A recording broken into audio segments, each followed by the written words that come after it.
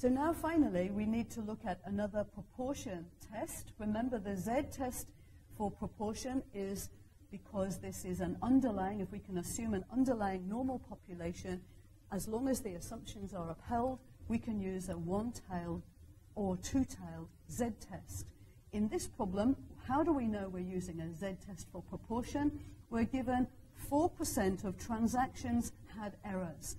So the transactions had errors or they don't have errors.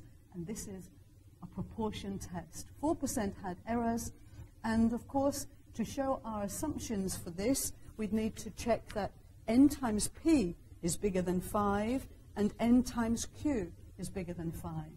N is the sample size of 500, so 500 times 0.04.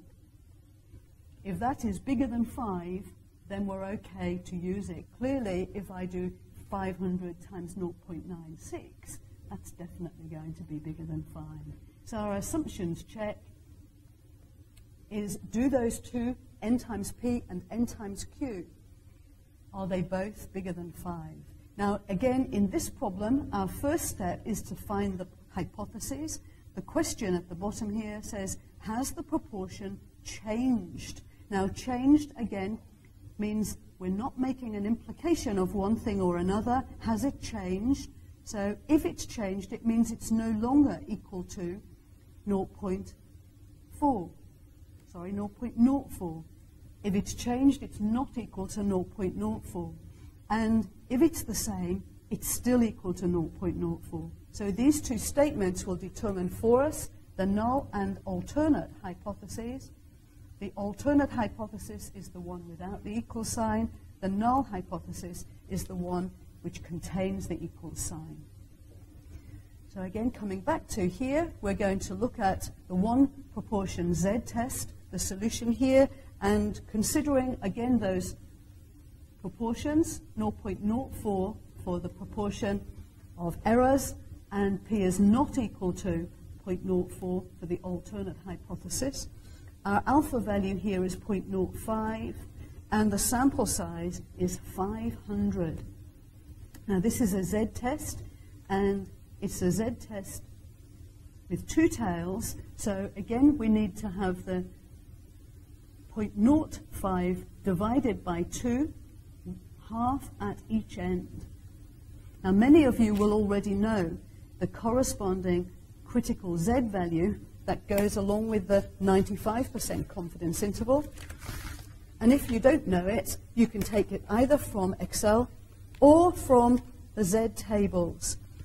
And the Z tables here, at the bottom of the Z tables, you can see this little information, and again, you'll get these in the exam.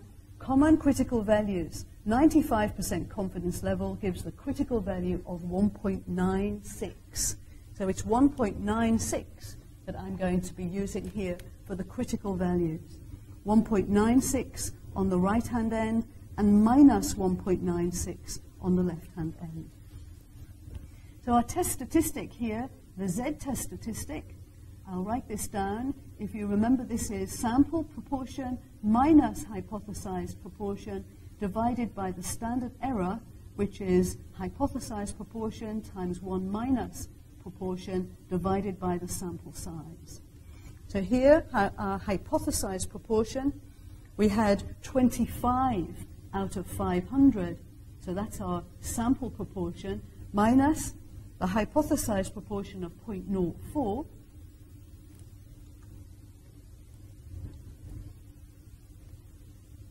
and on the denominator here, we have 0.04, which is the proportion, multiplied by 1 minus 0.04, which is 0.96, and divided by the sample size, which is 500.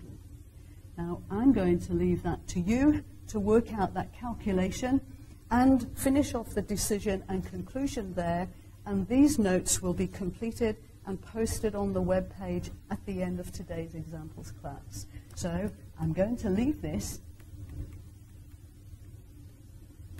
the rest of this, to you. But you can check the solutions by looking at the PDF file for the examples class.